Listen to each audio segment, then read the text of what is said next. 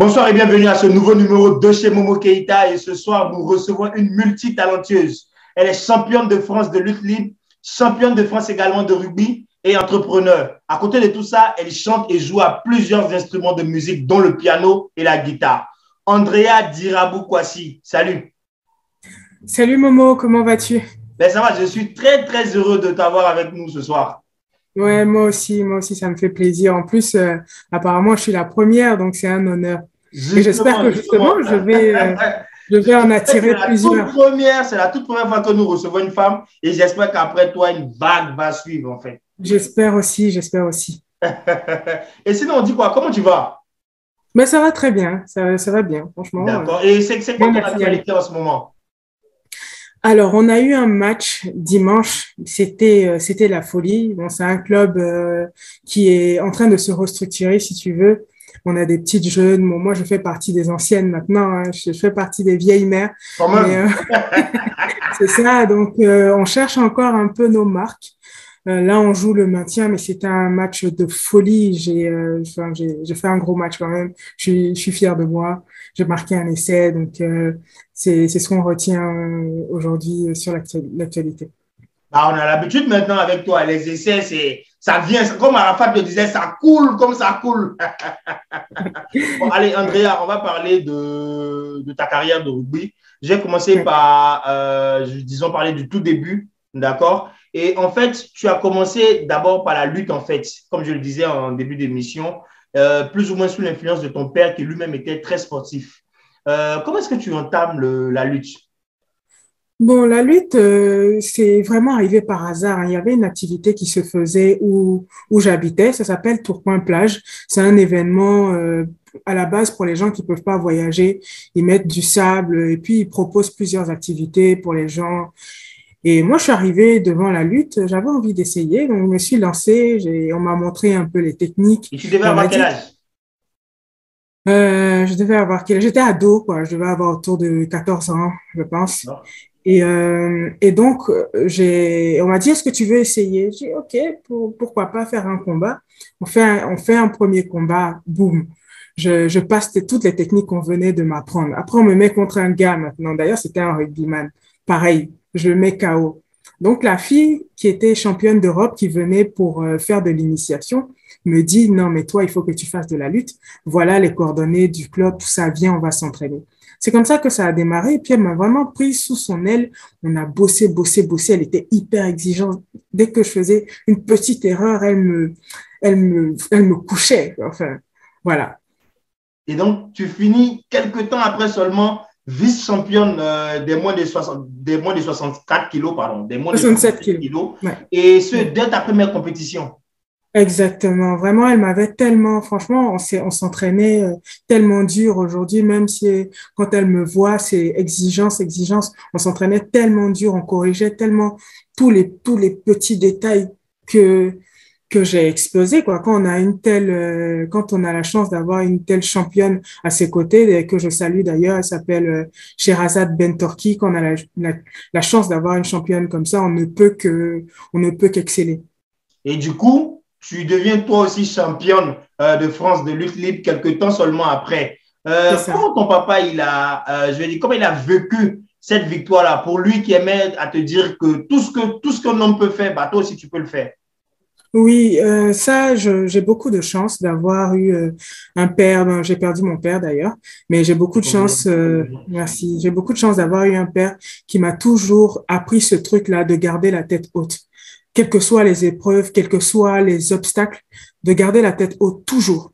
Et il me rappelait tout le temps que j'ai son sang. Il dit, tu as mon sang. Il me disait la tigresse, mais tu as mon sang. Donc, quel que soit ce qui va se passer, sache que tu as la puissance en toi nécessaire pour arriver au bout de n'importe quelle épreuve. Donc, j'ai grandi en fait avec cette idée-là dans la tête. Donc, forcément, quand le papa dit que je suis invincible, on y croit, quoi. Et malheureusement, il m'avait dit en plus, pour tes premiers championnats, je serai avec toi. Malheureusement, je l'ai perdu avant. Donc, il n'a même pas vu Ouh là cette là. médaille que j'ai eue. Bon, c'était très, très, très, très dur pour moi parce que je l'appelais avant chaque match. Chaque match, la veille, on a notre coup de fil, petit briefing. et je pars comme ça au combat.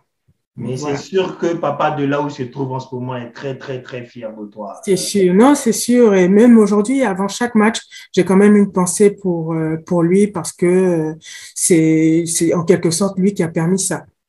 Et donc, à la fac, le rugby, ça va être un de tes choix de matière. Et donc, tu commences par le rugby à 7. C'est Comment ça. tu passes le switch, en fait? Déjà, oui, il y a plusieurs types de rugby. Effectivement, j'ai commencé par le 7. En réalité, la lutte, c'était trop d'exigences. Il fallait faire attention à son poids, comme dans tous les sports de combat, boxe, judo. C'est la même sauce. On va dire, il faut se peser. Donc, comme j'ai dit au début, j'étais en moins de 67 kilos. Donc, tout le temps faire attention à ce qu'on mange. Et moi, il faut savoir un truc, c'est que j'adore manger.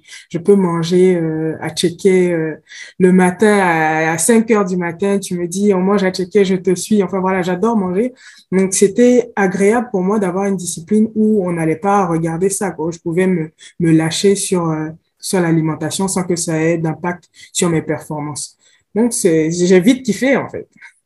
D'accord. Alors, en parlant d'alimentation, bah, quelqu'un nous a dit que c'était le propre des rugby women. Alors, du coup, on t'invite à voir une vidéo que tu as reçue. Vas-y. Bonjour, bonjour, bonjour, bonjour. Je tenais à faire cette petite vidéo pour toi, Andrea, la championne, la puissante capitaine de la sélection ivoirienne de rugby.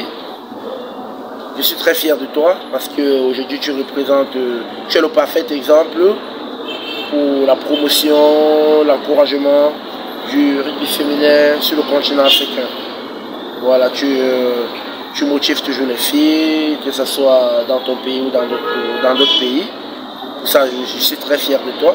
Et tu vois, j'ai mis cette couleur orange de la Côte d'Ivoire pour te montrer que je soutiens tous tes efforts et je loue tout ce que tu fais. Voilà. Je tenais à te dire aujourd'hui que tu es une personne merveilleuse. Même comme tu aimes beaucoup manger. C'est le fort des rugbywomen. Tu aimes beaucoup manger. Vraiment, tes gros plats de nourriture là, c'est grave. Hein? Je suis Georges Bemga depuis le Cameroun.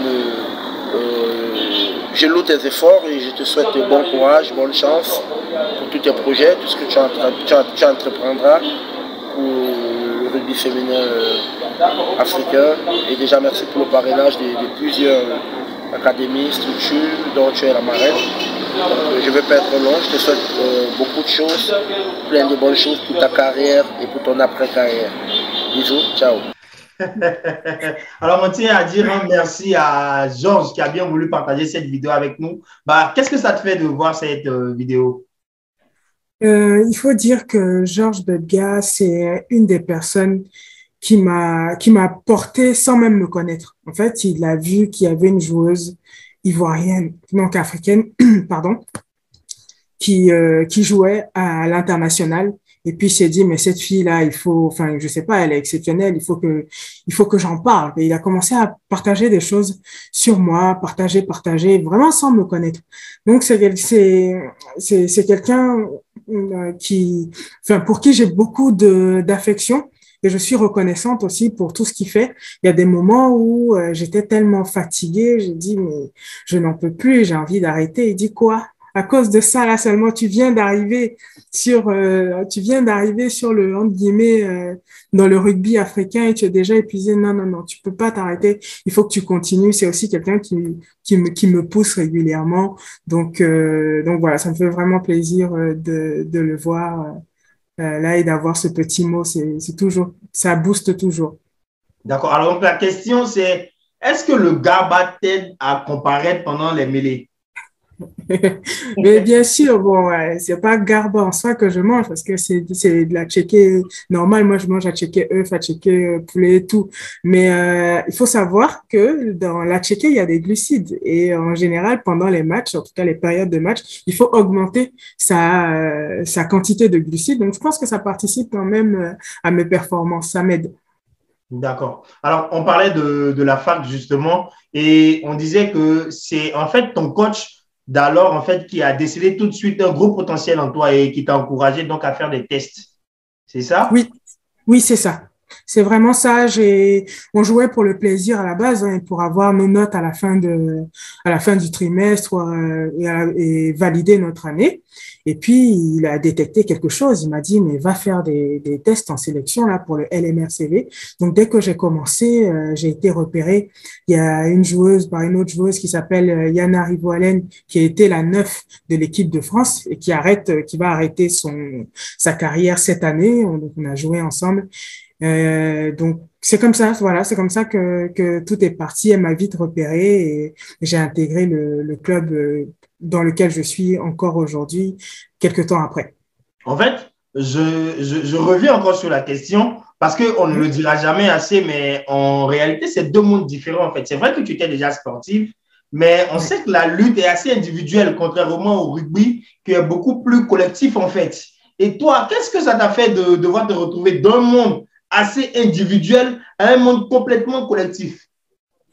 Oui, c'était bizarre. En plus de ça, moi, je suis très solitaire. Je suis enfant unique, donc j'aime bien mon espace. Faut pas venir me déranger, quoi. Donc j'ai dû apprendre, et vraiment, j'ai dû apprendre à être avec les autres. Et j'ai une coéquipière, Milena Soloche, qui me disait, mais on te trouvait trop bizarre. Pendant les moments collectifs, on avait fait un déplacement, je crois, à Bordeaux, et l'équipe était en train de voir, bon, vous allez manger le midi. Vous allez manger où? Moi, vous savez ce que j'ai fait? J'ai pris mes affaires, je suis allée toute seule dans un restaurant et j'ai mangé toute seule pendant que toute l'équipe avait mangé par groupe, quoi. Et moi, j'avais fait cette team, mais on te trouvait trop bizarre. Mais aujourd'hui, c'est quelque chose que j'apprécie, ce côté groupe, ce côté chaleureux, le fait de se dire que quel que soit ce qui va m'arriver, j'aurai toujours des personnes qui seront là pour moi. C'est précieux. Alors, on peut dire vraiment que ça a changé parce que d'après les témoignages qu'on a reçus de tes coéquipières, tu es en quelque sorte la maman du groupe. Mais par contre, une a tenu à te laisser une vidéo parce qu'apparemment, tu n'es pas que la maman, mais bon, je te laisse voir en tout cas. Okay.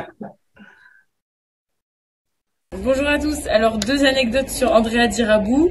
Première chose à savoir, ne l'appelez pas Andrea. En tout cas, ici, si on l'appelle Andrea, elle se retourne même pas parce que son seul nom, c'est Panthère. Et deuxième anecdote, c'est une très mauvaise perdante. Donc, si vous jouez contre elle, perdez. Sinon, ça va se finir en combat de lutte et sachez que c'est une championne de France, donc gare à vous. Et la question que j'ai pour toi, Panthère, c'est à quand le premier match de gala de la Côte d'Ivoire ici au LMRCV? Voilà, merci. Oui. Donc, tu es une mauvaise perdante en fait, une maman mauvaise perdante. Non, mais de toute façon, qui aime perdre? Ça, c'est la question. Je pense pas qu'il y ait beaucoup de gens qui aiment perdre. Pourtant, ça m'étonne quand même. Surtout pas une panthère en tout cas. En plus. Donc oui, c'est vrai que c'est difficile, mais je trouvais que j'arrivais à le cacher, apparemment pas assez. Là, tu es démasqué, là, tu es complètement démasqué. Oui, je pensais que je le cachais. Tu étais une mauvaise perdante et tout. Ouais. Voilà. Et puis après, on nous a dit également, ou du moins on nous a confié également, que tu avais horreur des étirements. Du coup, tu avais tout le temps des straps et tu te retrouvais tout le temps chez le kiné. Non, qui dévoile des choses comme ça? On nous l'a dit, si. Oui, effectivement, je suis pas du tout souple. Vraiment, c'est vrai que je viens de la lutte et qu'on a la réputation de l'être en lutte, mais moi, je manque de souplesse complètement, donc j'ai mal quand je m'étire. Du coup, j'ai tendance à ne pas trop les aimer. Et voilà, quoi. Maintenant, dans ce qu'elle disait, je vais revenir aussi sur ce qu'elle disait au début. La panthère, c'est un surnom qu'on m'a donné assez rapidement. On ne dit même pas la panthère, ils disent panthère directement parce que j'ai une personnalité qui a une certaine dualité. Donc, je suis capable de passer d'un extrême, on va dire, à un autre.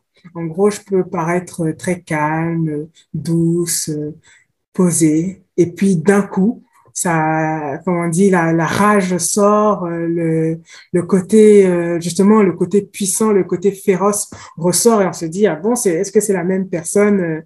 On sait pas, quoi. Enfin, voilà. Alors, à quand le match de gala avec la Côte d'Ivoire? Bon, pour répondre à ma coéquipière Emma, je pense que en Côte d'Ivoire, on a beaucoup de choses à structurer avant de voyager, mais ça va se faire petit à petit. C'est un projet, en tout cas, que je garde aussi dans un coin de ma tête. D'ailleurs, j'ai échangé avec elle sur ça. Elle est impatiente. Peut-être que dans un premier temps, je vais plutôt solliciter les filles de Lille pour venir à Abidjan. Ce sera plus facile que de faire l'inverse. Mais c'est bien sa question. Je vais les solliciter très bientôt, peut-être pour l'été prochain, pour faire un petit tour en Côte d'Ivoire avec moi. En parlant de dualité, comment tu arrives à gérer toute cette vie-là à la fois? On a l'impression que tu vis mille et une vies à la fois parce que, comme je le disais d'entrée, tu es non seulement championne de France de lutte libre, mais à côté, tu fais du rugby, bah, tu es également entrepreneur à travers ta marque qu'on vient de citer, Pantera. Mais en plus de cela, tu fais de la musique, tu chantes, tu joues à des instruments. C'est pas compliqué après de réunir tout ça d'un seul coup. Je suis quelqu'un qui est, enfin, je pense que j'ai un côté hyperactif. J'ai besoin de découvrir toujours des choses. J'ai besoin d'explorer. J'ai besoin d'aller vers les gens et aussi d'avoir mon espace. Pour vous dire, la musique, je me suis réveillée un jour, je me suis dit, il faut que j'arrive à jouer de la guitare. J'ai acheté une guitare et puis j'ai regardé des vidéos sur YouTube et c'est comme ça que j'ai appris. Donc, voilà, j'ai toujours envie de découvrir. Là, en ce moment, j'ai envie de parler espagnol couramment. Donc, c'est pareil, je me lance tout le temps des défis. C'est quelque chose qui fait partie de moi. C'est quelque chose dont j'ai besoin, quoi, pour me sentir exister. Maintenant, c'est vrai que c'est pas toujours évident. Je pense que il faut un minimum d'organisation quand on commence à faire trop de choses. Si on n'est pas organisé, on n'arrive pas à joindre les deux bouts. Aujourd'hui, j'ai compris comment dire, je suis en maîtrise de mon planning, donc je sais à quel temps accorder quoi. Et il faut dire aussi que je suis bien accompagnée, je suis bien soutenue, que ce soit par des gens que je ne connais pas ou alors par mes proches. Donc, c'est ce qui me permet de pouvoir réaliser toutes ces choses. En fait, toi, Abidjan, on t'aurait traité de petit anago. Est-ce que tu connais les anagos déjà? Non, je ne connais pas. En fait, les anagos, si tu veux, c'est un peuple du Nigeria, en fait, mais du Bénin aussi, en fait. Et ils sont réputés pour leur commerce de tout et de rien à la fois. C'est les gens qui peuvent faire tout, en fait. Ils vendent tout, en fait. Et tout, on te retrouve dans toutes sortes d'activités à la fois. Mais ce qu'il faut dire, ce qu'il faut souligner, c'est que mine de rien, tu quand même excelles. C'est pas comme si tu venais juste en figurant dans ce domaine d'activité. Hein. Bah, c'est comme si tout ce que tu touchais te réussissait en tout cas. Et pour cela, vraiment, on t'envoie beaucoup de courage et on te dit toutes nos félicitations. D'accord. Maintenant, Merci. on va parler du rugby ivoirien. Bah, il se trouve que tu es la nouvelle capitaine, ou du moins, bah, pas la récente en tout cas, mais tu es capitaine désormais de l'équipe nationale de rugby de Côte d'Ivoire. Qu'est-ce que ça te fait d'avoir cette charge-là en fait? Oui, je suis capitaine. Bon, faut savoir que oui, je suis la première aussi, en tout cas à 15, parce que on a fait notre première sortie internationale seulement l'année dernière en Tunisie. Donc, il n'y avait pas de 15 avant. C'est quelque chose qui m'a énormément apporté. Je pense que c'est l'une des expériences les plus marquantes de ma vie sportive. Parce que au départ, j'hésitais. C'était une période où mon club avait besoin de moi. Donc, je dis, oh là là, donc je vais jouer un match dimanche, je vais prendre l'avion, aller jouer un autre match mercredi. Ensuite, enfin, j'étais en plus avec une saison pleine, ce sont des risques de blessures, il fait chaud, je suis fatiguée. Donc, j'ai beaucoup hésité. Et Diak Gassama, qui est directeur exécutif en ce moment de la fédération, m'a dit, vas-y, tu vas voir ce que ça va t'apporter. Donc, finalement, j'ai fait quand même cet effort d'y aller malgré mon emploi du temps, malgré ma saison. Et c'était très intense, c'était magique. Faut savoir qu'avant ça, je suis allée en Côte d'Ivoire 2 mois pour m'entraîner avec les filles quand même, histoire de justement de faire parler de mon expérience, corriger certaines choses, donner des petites clés pour s'en sortir quelque part. Et j'ai rencontré des femmes déterminées, des femmes qui ne gagnaient rien, mais avec une implication impressionnante. Et ça m'a marqué, en fait. Ça m'a marqué, je dis, mais si pour rien du tout, elles se battent, mais j'ai aucune raison de me plaindre. Donc, voilà, c'était très, très marquant. Par contre, j'arrive aussi avec un autre fonctionnement. Elle, il y avait les retards, c'est pas grave. Et tout ça, moi, je suis arrivée, j'ai dit, les filles, les retards, L'heure c'est pas ivoirienne, hein, désolé de te couper, grave. mais l'heure ivoirienne, c'est comme ça, hein, ma chère. J'ai dit, les filles, c'est impossible, ça. Donc, au départ, celle qui était en retard devait être débarrassée pour tout le monde. Je voyais que bon, ça n'avait aucun impact. Je dis, OK, on va passer à la vitesse supérieure. Maintenant, si une fille est en retard, tout le monde se met dehors. Tout le monde s'est mis dehors en position de pompe. Et puis, je leur ai dit, c'est parti. On pompe. Allez. Et à chaque fois qu'il y en a une seule qui fléchit, qui met les genoux, je sais pas trop quoi, on recommence. Donc, elles ont tellement fait de pompe, elles avaient mal au bras. Je dis OK. Et bizarrement, après ça, plus de retard, exigence aux entraînements. Elles parlaient plus, tout était propre, carré. J'ai dit ah. Et voilà, c'est ce qu'il faut. Et je suis dit. Un peu, oui, un peu. Je dirais, je ne sais pas si la question était pour moi, mais moi, je dirais oui, un peu. Tu exagères. Ah non, mais si. Ben, tu vois, après, Andrea, moi, je suis plus fan de football, en fait, qu'autre chose. Mais ce que j'aime au rugby, en fait, c'est les codes, en fait. Parce que se trouve que on a l'impression que vous êtes beaucoup plus soudés, en fait. Et moi, j'aimerais savoir, en fait, qu'est-ce qui explique, selon toi, ce fait-là, en fait? L'essence même de ce sport, c'est ça, c'est la solidarité. Et d'ailleurs, j'en parlais au club. Hein. Moi, quand je suis arrivée pour m'entraîner avec les filles en Côte d'Ivoire et même les autres clubs que j'ai eu à faire, je voyais des joueurs, il se passe un truc et ils crient sur leur coéquipier. Ouais, mais toi, tu aurais dû me faire la passe ou bien tu aurais dû faire ci, ça. Je dis, les gars, ça n'existe pas ça au rugby. Au rugby, ton coéquipier fait un truc, tu le soutiens. Chaque mauvais choix d'un coéquipier doit se transformer en bon choix parce que tout le monde va le suivre sur ce choix-là. C'est ce que j'ai essayé d'inculquer. C'est un sport où, je sais pas si vous voyez un peu, mais si j'ai la balle, je me fais plaquer. Donc, plaquer, c'est quand le joueur adverse me met au sol. Il faut Je que… sais quand même. Voilà, mais non, j'explique pour les autres personnes. Peut-être qu'il y en a qui ne savent pas. D'accord. Je me fais plaquer. Il y a il y a les adversaires qui vont chercher à venir sur moi. C'est quand vous voyez le rock où tout le monde est au-dessus d'une personne, ils vont venir chercher le ballon. Donc, ce sont mes coéquipiers qui vont me protéger. C'est comme aller à la guerre avec des gens. Peut-être que tu ne les apprécies pas, mais à un moment donné, c'est ton équipe. Donc, c'est eux que tu protèges et c'est eux qui te protègent aussi. Et c'est le même esprit, en fait, au rugby. Donc, l'individu n'existe pas. D'accord. Alors, en fait, une question me brûle les lèvres depuis tout à l'heure, en fait. Mais je pense que la personne la mieux habilitée à te poser cette question-là t'a envoyé une vidéo. Et donc, tu peux la voir. Coucou, salut à toi Andrea, capitaine de l'équipe nationale de Côte d'Ivoire. Et moi, c'est ton coach, Andrea Kwasi, le nouveau sélectionneur de l'équipe nationale féminine. Voilà, je fais cette vidéo pour te poser une question. Juste savoir pourquoi évoluer en France, tu as préféré jouer pour notre si beau pays, la Côte d'Ivoire.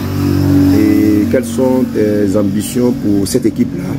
Et que souhaiterais que cette équipe-là puisse véritablement te donner? Voilà, donc c'était pour te faire un coucou et te dire aussi bon match pour demain. Voilà, ciao, ciao. Ça m'a fait sourire quand j'ai su que le coach allait s'appeler comme moi.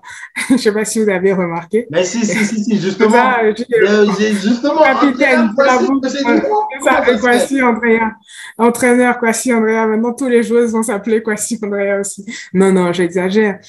Pour moi, c'était évident qu'il fallait que j'aille en sélection dans mon pays. La Côte d'Ivoire, c'est quand même mon sang, ce sont mes origines. Donc, pour moi, la question ne s'est même pas posée. Et puis, s'il y a un travail à faire quelque part, c'est bien là. C'est pour ça que j'essaie de même mettre à contribution mes coéquipières d'ici, de Lille, pour venir en renfort au club de Côte d'Ivoire. À chaque fois que je dois voyager, par exemple, je leur dis les filles, matériel, les crampons, les ci et là, enfin préparer un truc. On prépare une bonne valise là d'équipement pour les clubs. Pour moi, c'était une évidence quoi. Je me suis pas posé la question et je ne regrette pas du tout.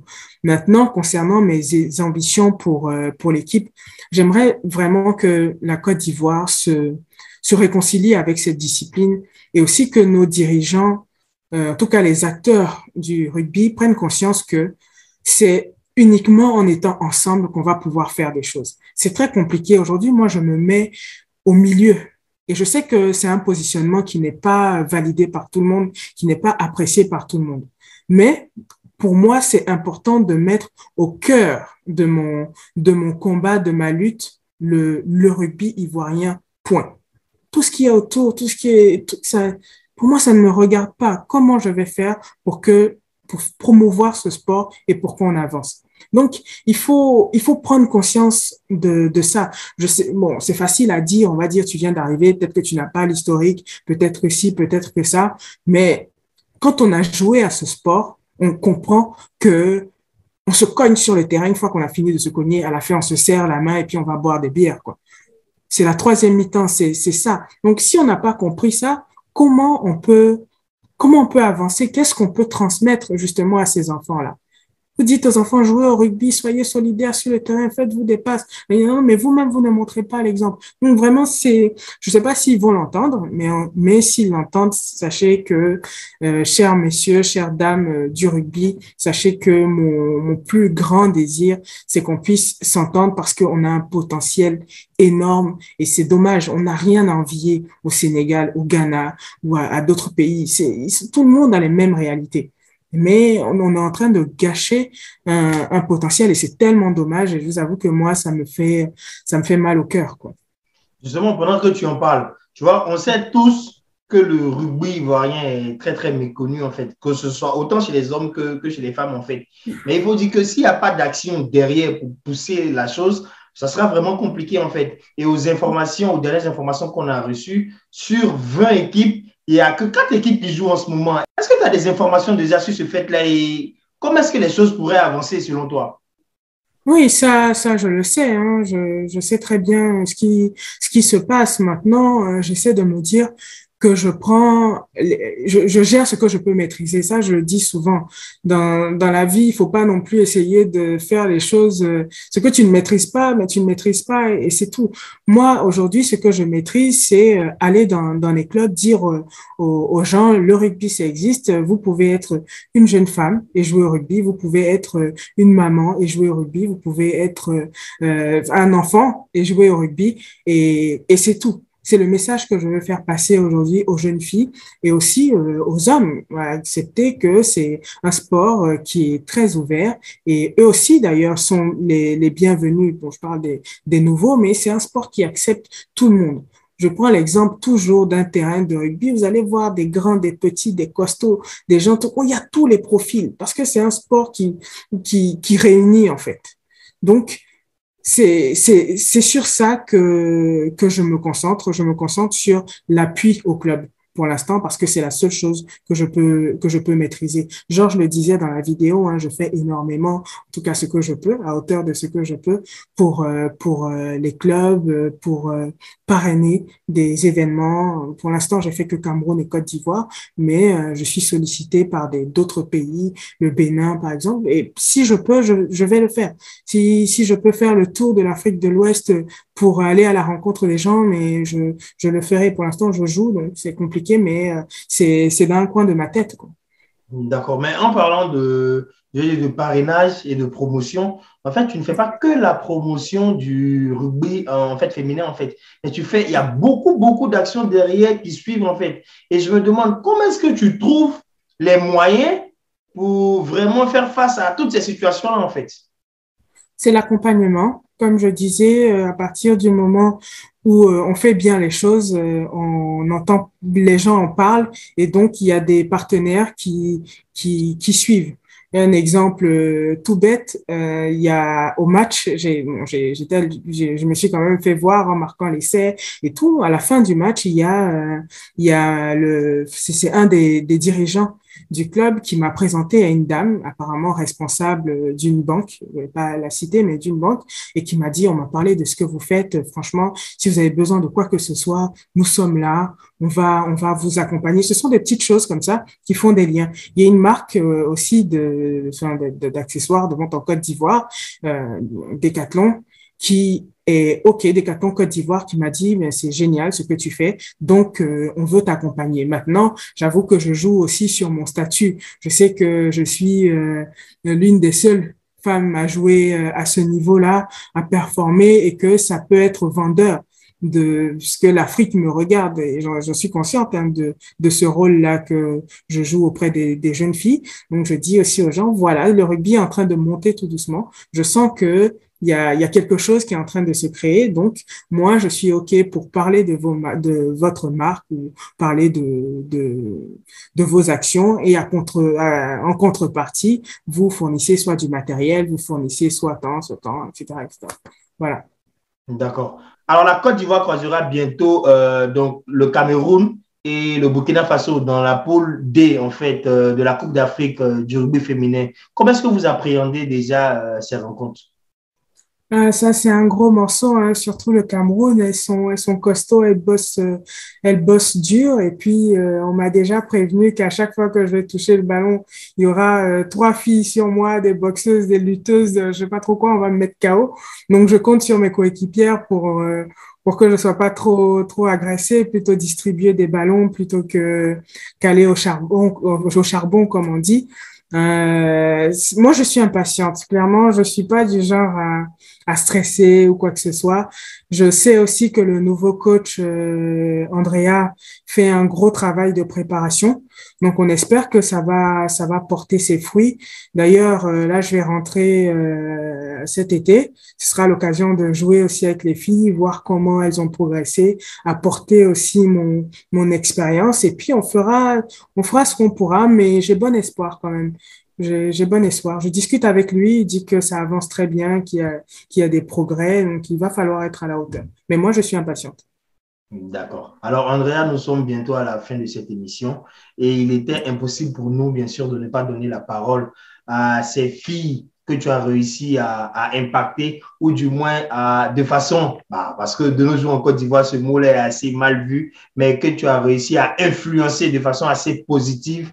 Et il y en a 2 qui ont voulu te poser une question. Et donc là, tu peux le voir. OK. Ah. Je me nomme Kamara Awa. Je suis joueuse de rugby à Yamoussoukro. J'aimerais vous poser quelques questions. La première, pourquoi vous avez choisi le rugby? La deuxième, quel conseil vous pouvez donner aux filles qui jouent le rugby? Quel est votre avis sur la crise que traverse le rugby ivoirien? Il y a 3 questions, hein, c'est ça. Donc, d'abord, la première, c'était pourquoi j'ai choisi le rugby. En fait, j'ai pas vraiment choisi le rugby, c'est le rugby qui m'a choisi, je pense. La deuxième, je sais plus ce que c'était. C'était quel conseil, c'est ça, je pourrais donner aux jeunes filles qui jouent au rugby. Ce que je peux leur dire, c'est qu'en fait, on a une situation dans le rugby ivoirien qui fait qu'on ne peut pas forcément atteindre le haut niveau. Mais pour s'en rapprocher, en tout cas, il faut pas se contenter des outils qu'on donne aux entraînements. Ça, c'est clair et net. Moi, aujourd'hui, avant d'aller aux entraînements, je vais regarder des vidéos, je vais étudier mon projet de jeu. C'est pas quelque chose qui est inné, en fait. Chaque équipe, on étudie, on va jusqu'à étudier chaque joueuse. On va jusqu'à étudier l'arbitre pour vous dire comment c'est poussé. Donc, c'est très, très, très exigeant. Si vous voulez vous rapprocher du haut niveau, il va falloir vous informer. On a la chance d'avoir Internet, donc personne ne peut me dire j'ai pas accès à ça ou bien on me donne pas si. Allez sur Internet, informez-vous, apprenez et puis travaillez techniquement, travaillez les passes avec les copines, peut-être arriver à l'avance aux entraînements pour travailler le petit détail qui va faire que ça va changer, quoi, qui va faire que vous allez gagner en performance. Donc il y a que ça. Maintenant, je pense aussi qu'on a la chance d'avoir une visibilité sur des tournois comme la Tunisie. Si on a un championnat, enfin, on va dire une compétition internationale et que vous êtes sélectionné pour l'équipe nationale, si vous brillez, je suis certaine que ce sont des opportunités aussi. Ça peut ouvrir des portes, on ne sait jamais. Donc voilà, travaillez et puis surtout, prenez du plaisir. parce que sans plaisir, forcément, on peut rien faire. Mon avis sur ce qu'on traverse. Bon, j'ai répondu un peu à cette question en disant que je trouvais ça triste parce que pour performer et même pour être vu à l'échelle africaine, je pense qu'il faut ouvrir le championnat. C'est clair qu'on ne peut pas juste faire jouer 4 équipes sur un championnat, faire des ententes et tout ça, et puis dire qu'on va pouvoir aller challenger des gens qui sont en place depuis longtemps, qui s'entraînent beaucoup plus, qui tout ça. Donc, je pense qu'il faut se remettre en question. C'est un sport qui commence à avoir de la visibilité et je donne aussi de cette visibilité-là parce que bon, j'ai des coéquipières qui viennent d'un peu partout, la France, l'Espagne, Nouvelle-Zélande, vraiment plusieurs zones. Donc, il faut pas faire honte, quoi. Donc, pour moi, ça ne va pas. C'est clair que ça ne va pas et qu'il faut faire quelque chose, quoi. Mais voilà, comme je disais, il va falloir mettre de l'eau dans son vin. Ça, c'est le propre des hommes, hein, d'être un peu avec leur petit ego, et difficile à bousculer, mais il faut mettre de l'eau dans le vin et permettre à nos jeunes de s'exprimer, en tout cas sportivement parlant. Ça, c'est assez diplomatique, ça, comme réponse. On sent que là, c'est répondu avec beaucoup de pincettes, mais avec maestria. En tout cas, merci infiniment du temps que tu nous as accordé. Franchement, ça a été un réel honneur de t'avoir. Bah, après, si on a un peu galéré, on va avouer aussi. Oui, oui. Beaucoup. Oui. J'ai été forcé. Ouais, toutes nos excuses pour cela. On m'a menacé. Tu t'es montré très, très professionnel et pour cela, on te dit infiniment merci et on t'envoie beaucoup, beaucoup de force pour la suite de ta carrière. En tout cas, merci à toi, Momo. C'était également un plaisir, même si tu m'as beaucoup dérangé pour les rendez-vous. Mais franchement, j'ai passé un excellent moment. Et voilà, moi aussi, je te souhaite beaucoup de succès dans ce que tu entreprends. Je pense que ça fait parler. Je pense que le fait d'échanger sur plusieurs sujets, ça peut créer aussi un déclic. Donc, ton travail, votre travail à vous n'est pas à négliger. Les médias aident au développement. Donc, bravo pour ce que tu fais. Merci infiniment, Andrea Dirabou-Kwasi, et merci pour la suite de ta carrière aussi. On t'envoie beaucoup de force. Capitaine Panthère, à très bientôt. Merci.